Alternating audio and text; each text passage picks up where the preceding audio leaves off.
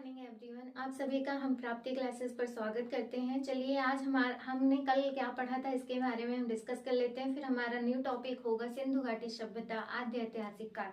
पहले हम डिस्कस करते हैं कि कल हमने क्या पढ़ा था। कल हमने पढ़ा था पुरा पाषाण काल के भेद जितने भी थे, इसके 3 भाग थे। उच्च पुरा पाषाण काल, मध्य पुरा पाषाण काल और निम्न पुरा पाषाण काल। इन तीनों के बारे में हमने पढ़ा था। भूसे के साक्ष्य कहाँ पर मिले थे, भीमबेटका क्या था, इन सब चीजों के बारे में पढ़ा था। यूनेस्को का सबसे बड़ा विश्व धरोहर किसे कहा गया था, इन सारी चीजों को हमने कल के क्लास में पढ़ा था। आइए आज का हमारा नया टॉपिक स्टार्ट होता है आद्य ऐतिहासिक काल।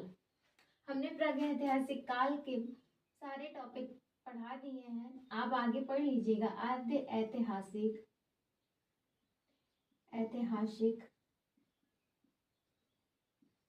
काल।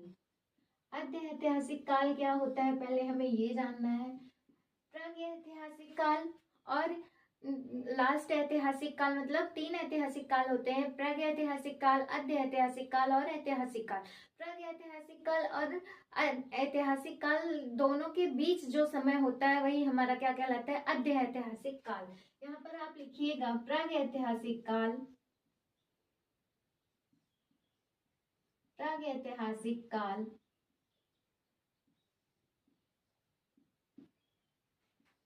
अथवा या फिर वह आप लिख सकते हैं प्रागैतिहासिक काल व ऐतिहासिक काल, ऐतिहासिक काल के मध्य का समय। काल के मध्य, मध्य मतलब यहाँ पर बीच से है, जो भी टाइम पीरियड बचता है उसका है बीच, मध्य। ऐतिहासिक काल के मध्य का समय हमारा क्या कहलाता है, हमारा आद्य ऐतिहासिक काल कहलाता है। आद्य ऐतिहासिक काल कहते हैं या कहलाता है।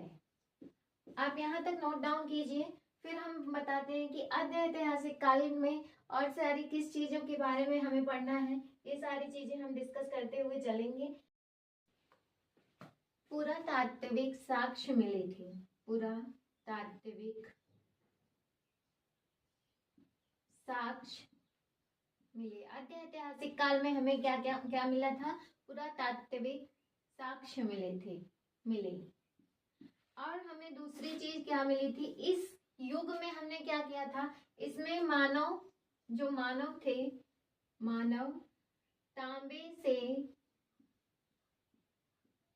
कांस्य धातु होती है, कांस्य का प्रयोग करने लगे,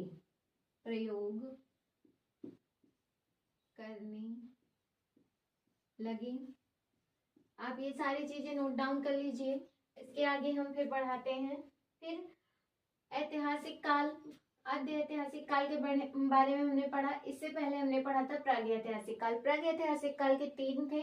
3 कौन कौन से काल थे इसके बारे में हमने पढ़ा था। पुरा पाषाण काल, मध्य पाषाण काल और नवपाषाण काल। पुरा पाषाण काल के 3 भेद थे, उच्च पुरा पाषाण काल, मध्य पुरा पाषाण काल और निम्न पुरा पाषाण काल। अब हम पढ़ रहे हैं आद्य ऐतिहासिक काल। आद्य ऐतिहासिक काल जो ऐतिहासिक काल और प्रागैतिहासिक काल के बीच का जो मध्य का समय होता है वही हमारा आद्य ऐतिहासिक काल कहलाता है। इसमें हमें पुरातात्विक साक्ष्य मिले थे, मानव इसमें तांबे से कांस्य का प्रयोग करने लगे थे। ये सारे टॉपिक आप लिखिए। और इसमें हमें ये चीज पता होनी चाहिए कि यहाँ पर आप लिख सकते हैं कि इसमें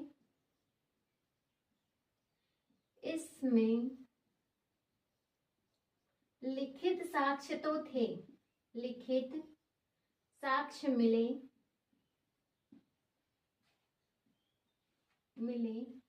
परंतु यह पढ़ा नहीं जा सका, परंतु यह पढ़ा नहीं जा सका। ये आद्य ऐतिहासिक काल में हम इसको पढ़ नहीं पाए थे, तो ये सारी चीजें आप नोट डाउन करते हुए चलिएगा। फिर हम बताते हैं कि आद्य ऐतिहासिक काल को हम 2 भागों में बांटते हैं। किन किन भागों में बांटते हैं इन चीजों के बारे में पढ़ते हैं, फिर आगे का टॉपिक स्टार्ट करते हैं। यहाँ तक आप लोगों ने लिख लिया होगा, इसे हम मिटा देते हैं। इसके आगे का फिर हम टॉपिक स्टार्ट करते हैं। चलिए आप लिखिए, आद्य ऐतिहासिक काल को हमने, यहाँ पर आप डालिएगा टॉपिक आद्य ऐतिहासिक काल के भाग। इसको हमने कितने भागों में बांटा था? इसे हमने 2 भागों में बांटा था। किन किन नामों से इसको हम जानते थे? आप इसके दोनों भाग लिख लीजिएगा, इस तरीके से लिखिएगा। यहाँ पर आएगा हमारा सिंधु घाटी, सिंधु घाटी सभ्यता, सभ्यता। और दूसरा टॉपिक होगा हमारा क्या? वैदिक, वैदिक सभ्यता। अब इन दोनों के बारे में हमें पढ़ना है, सिंधु घाटी सभ्यता और वैदिक सभ्यता के बारे में पढ़ना है। सिंधु घाटी की सभ्यता जो है 1826 ईस्वी में, 1826 में चार्ल्स मेंशन ने इसकी जानकारी दी थी। अब वैदिक सभ्यता का एक अलग टॉपिक होगा। आप हेडिंग डालिएगा, पहले हेडिंग डालिए यहाँ से, ऐतिहासिक काल की पहली हेडिंग होगी, वो होगी हमारी सिंधु घाटी सभ्यता। आप नोट डाउन करते हुए चलिएगा, सिंधु, सिंधु घाटी सभ्यता। सिंधु घाटी सभ्यता को ही हम 3 नामों से जानते हैं, 3-4 नामों से जानते हैं। इसके अलग अलग नाम हैं। पहले आप अन्य नाम करके हेडिंग डाल लिख कर लिखिएगा, अन्य नाम। अन्य नाम में क्या होगा? पहला हड़प्पा सभ्यता, हड़प्पा सभ्यता। इसी को हम सैंधव सभ्यता भी बोलते हैं, सैंधव सभ्यता। इसे ही हम सरस्वती सभ्यता, कहीं कहीं बुक पर लिखा रहता है कि सरस्वती सभ्यता, सरस्वती सभ्यता। और या फिर हम सिंधु घाटी सभ्यता में, इसमें कांस्य का प्रयोग किया गया था, इसलिए हमें इसे कभी कभी कांस्य युगीन, कांस्य युगीन, कांस्य युगीन सभ्यता भी कहते हैं। अगर ऐसे नाम से पूछा जाता है तो आप ये जानिएगा कि इसके अन्य नाम कौन से हो सकते हैं? हड़प्पा सभ्यता, सैंधव सभ्यता, कांस्य युगीन सभ्यता, सरस्वती सभ्यता, या फिर एक और होता है सिंधु सभ्यता, सिंधु, सिंधु सभ्यता।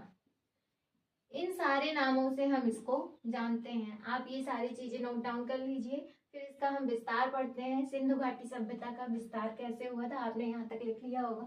इसके आगे हम मिटा देते हैं, फिर आप लिखिएगा आगे इसका विस्तार। आप हेडिंग डालिएगा विस्तार। सिंधु घाटी सभ्यता का विस्तार 4 जगह से हुआ था। आप लिखिए मांडा, मांडा, और यहाँ पर आलमगीरपुर, आलमगीरपुर, आलमगीरपुर, आलमगीरपुर। और ये दक्षिण में महाराष्ट्र दैमाबाद में था, महाराष्ट्र।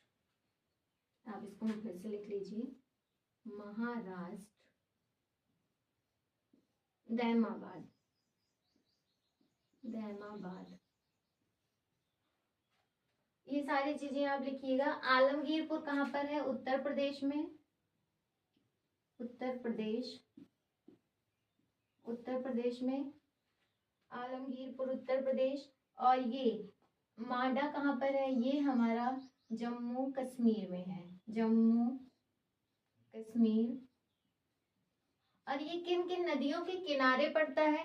मांडा जो है पड़ता है चिनाब नदी के किनारे, चिनाब नदी के किनारे। ये कहाँ पर पड़ता है? चिनाब नदी के किनारे। और ये आलमगीरपुर जो है ये हिडन नदी के किनारे पर है, हिडन नदी। ये सारे इसके किनारे होंगे। और ये जो है ये प्रवारा नदी के किनारे है, प्रवारा नदी। आप यहाँ पर लिख लीजिएगा, यहाँ पर थोड़ा दिख नहीं रहा होगा, हमें पता है, लिख लीजिएगा। और ये हमारा दशक नदी, ये किस किनारे पड़ेगा, ये दशक नदी के किनारे, दशक नदी के किनारे। इसका नाम है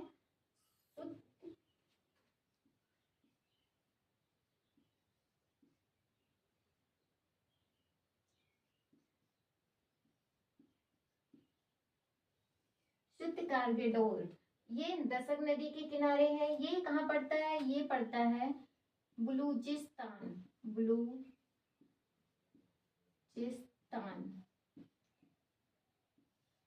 ये सारे देश के नाम है। ये बलूचिस्तान में पड़ता है, दशक नदी के किनारे। ये महाराष्ट्र दैमाबाद, महाराष्ट्र दैमाबाद यहाँ पर होगा। पहले दैमाबाद आप लिख लीजिएगा, तब महाराष्ट्र लिखिएगा। दैमाबाद कहाँ पर है, ये महाराष्ट्र के पास, महाराष्ट्र में है। कहाँ पर है ये, महाराष्ट्र में है। और आलमगीरपुर उत्तर प्रदेश में है। मांडा जम्मू कश्मीर में है, जो चिनाब नदी के किनारे पड़ता है। ये हिडन नदी के किनारे, ये प्रवारा नदी के किनारे, और ये दाशक नदी के किनारे। ये सारी चीजें आप नोट डाउन कर लीजिए। हम हट जाते हैं, फिर इसके आगे का हम पढ़ते हैं आगे।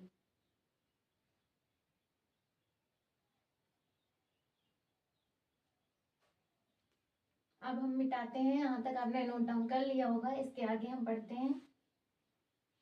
सिंधु घाटी सभ्यता का जो विस्तार था, इसके जो प्रमुख स्थल थे, ये सारे नदियों के किनारे होने की वजह से ये इसका नाम सिंधु घाटी सभ्यता पड़ा।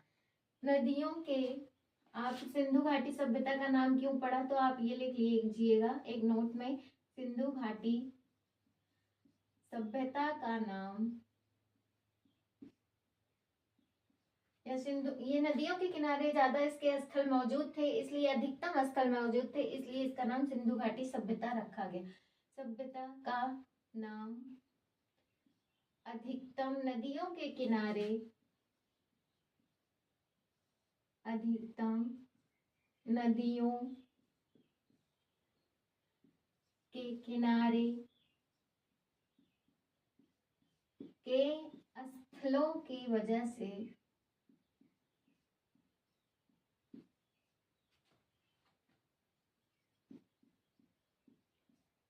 होने से इसका नाम सिंधु सभ्यता या सिंधु घाटी सभ्यता, सिंधु घाटी सभ्यता कहते हैं। कभी कभी क्वेश्चन बनता है सिंधु घाटी सभ्यता किन वजह से होते, तो यहाँ पर अधिकतम नदियों के किनारे के स्थल थे, इसीलिए इसका नाम सिंधु घाटी सभ्यता पड़ा। आप इसको लिख लीजिएगा।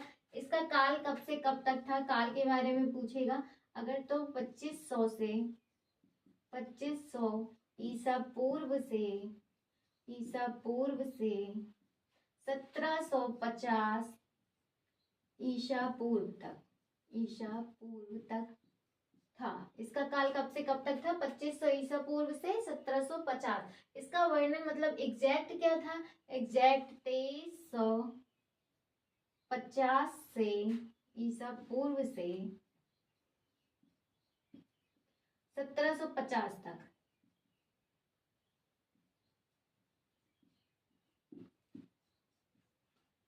कभी कभी ये सारा इसके जैसे अगर मतलब काल पूछता है तो आप ये लिखिएगा, लेकिन इसको मान्य कब से किया गया था इसके बारे में तो पूछेगा तो आप लिखिएगा 2350 से 1750 ईसा पूर्व तक इसका काल था और ये मान्य हुआ था।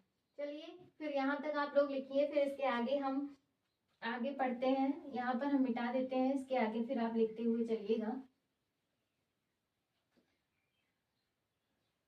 सिंधु घाटी सभ्यता में पुरातात्विक ऐतिहासिक काल में जो हमें मिला था वो पुरातात्विक साक्ष्य मिले थे। इसके बारे में हमने पढ़ा था। ये नदियों के किनारे था, तो ये किस नदी के किनारे था, तो नदी का किनारा पूछेगा।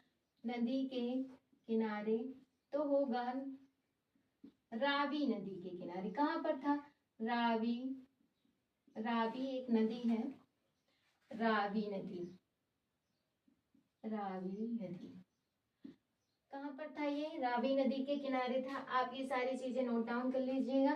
फिर चलिए हम यहाँ तक पढ़ते हैं, उसके बाद हम सिंधु घाटी सभ्यता का और विस्तार कल की क्लास में लेंगे। फिर आप लोग हमारे चैनल के साथ जुड़े रहिएगा और लाइक शेयर सब्सक्राइब जरूर कीजिएगा। अगर आप लोगों को हमारा वीडियो पसंद आता है तो कमेंट में प्लीज़ अपने अपने रिव्यू दीजिएगा। Thank you so much.